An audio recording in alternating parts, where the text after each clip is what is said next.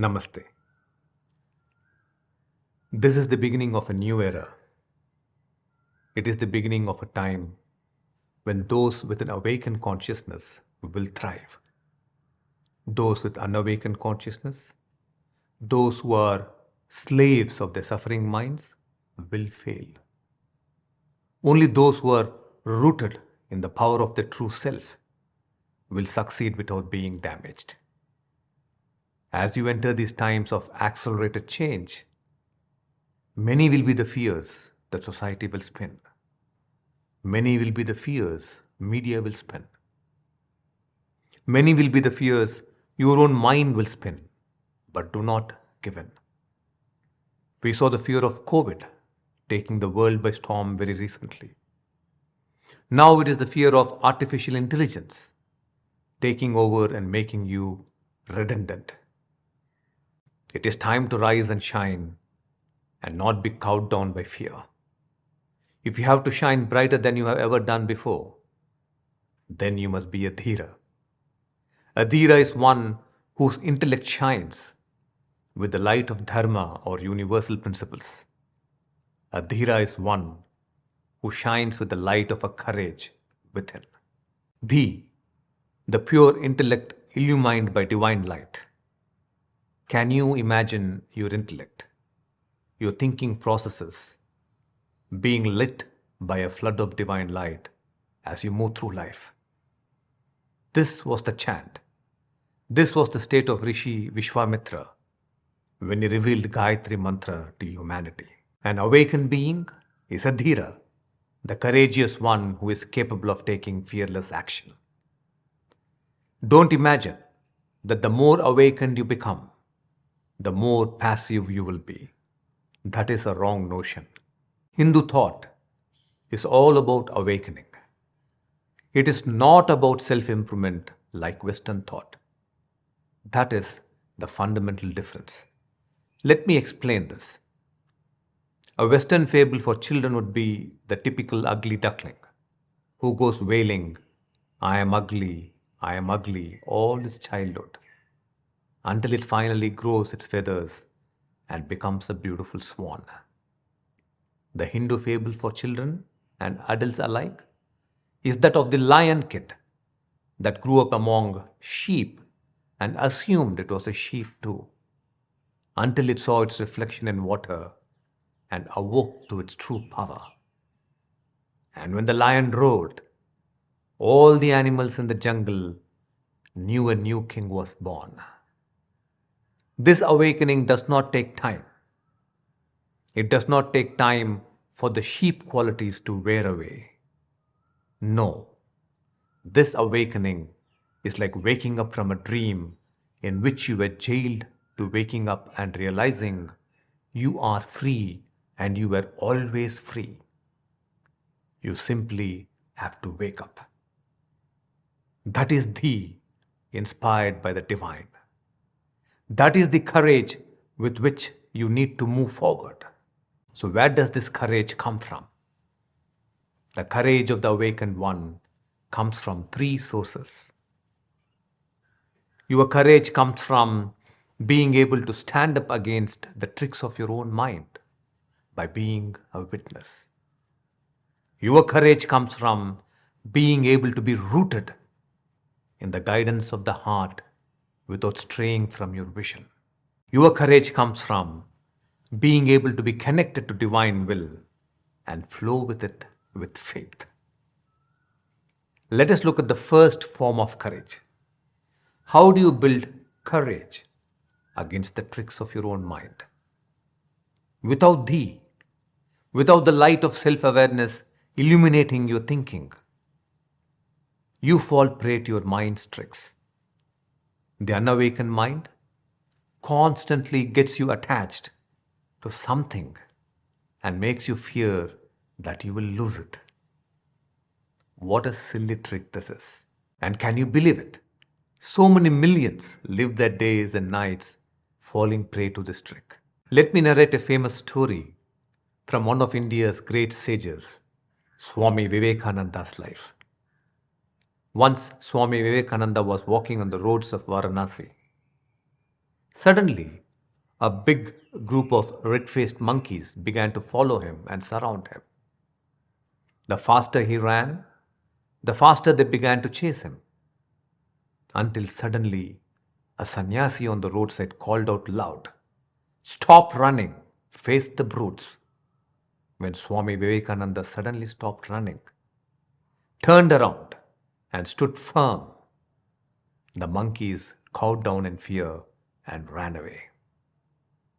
To turn around and face the terrible fears being thrown by your mind is courage. In an unawakened state, your mind is like a sponge, ever ready to soak up the fearful inputs of family, friends, and media. Those fears then begin to chase you. In an unawakened state, you either follow your fears, take their bites and succumb to them, or you try to ignore them, which will only make your fears stronger. Only a true Dhira, only an awakened being can stand up to these fears and be a courageous witness. Like terrified monkeys, your fears will leave you. Like shadows, they will disappear in the light. Let us talk of the second kind of courage. Courage to follow your heart. Whether it was a Sri Rama who walked away into the forest, an Arjuna who blew the conch to enter the battlefield, a Bhagat Singh who looked at his enemy in the eye, all greatness only happens when you follow your heart's calling. Circumstances may favor you or deter you. Allies may come or alliances may break. But if you want to achieve success without being damaged, follow your heart, follow your dharma. Do not buckle under pressure. Be a Dhira. And also know this: greater the vision, bigger the challenges. Just because your challenges are big, don't reduce your vision. You grow, you evolve.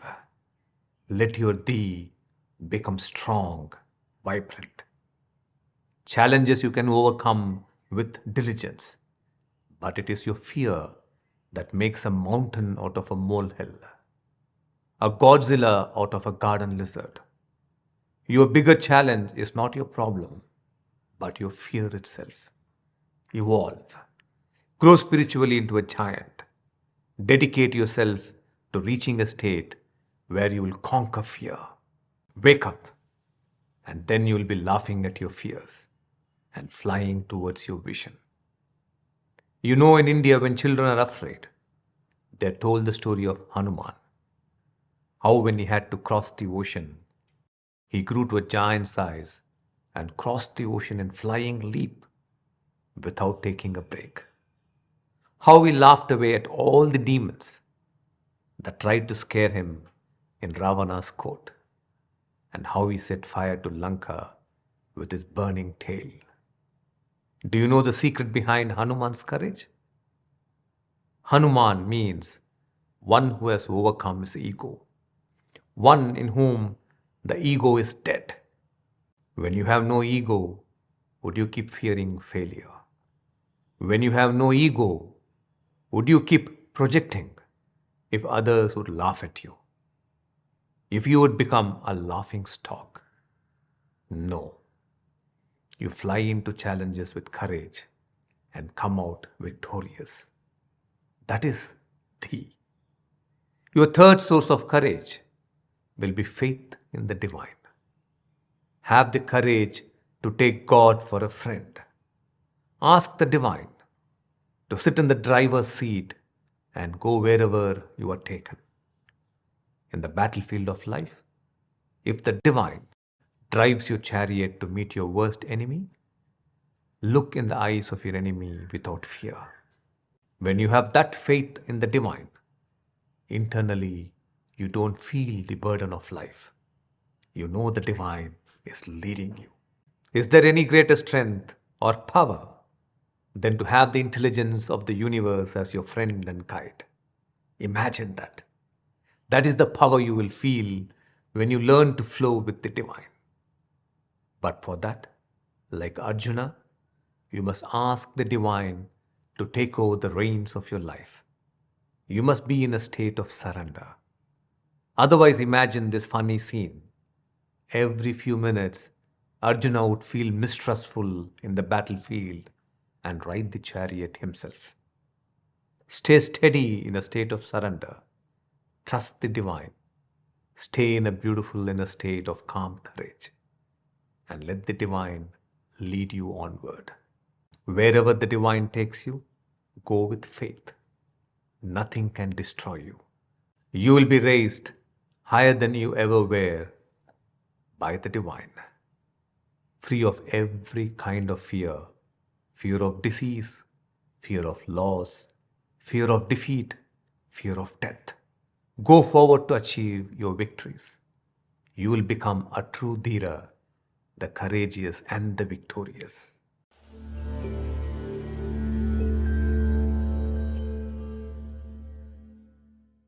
In fact, success has no beginning also. Okay, so success definitely has a no end point.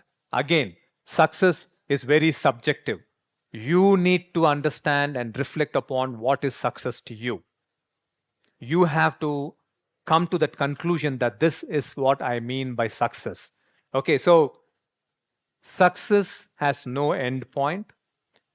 Life is always towards growth. Understand that you must constantly grow.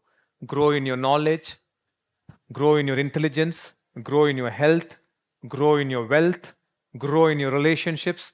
Every aspect of your life, you must always keep it growing. There's no end point. So whatever you have, keep it growing. If you stop growth, then you are dying.